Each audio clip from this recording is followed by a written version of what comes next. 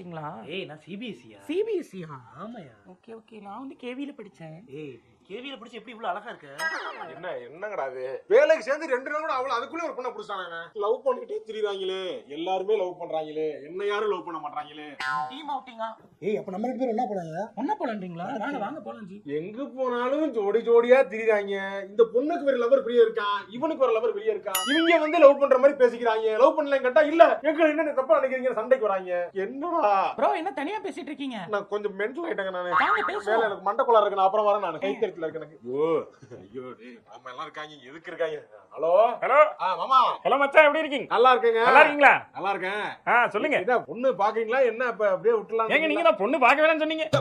அது ஒரு டென்ஷன்ல அப்படி சொன்னேன். ஏங்க என்னங்க நீங்க இப்படி மாத்தி மாத்தி பேசினா எப்படிங்க? அப்படிதாங்க சொல்லுவேன். நீ பார்க்க வேண்டியதானே. இரு நான் சொல்லி வைக்கிறேன் நானு. அவன் அலையாத கல்யாணம் நடக்கப்ப நடக்கும்.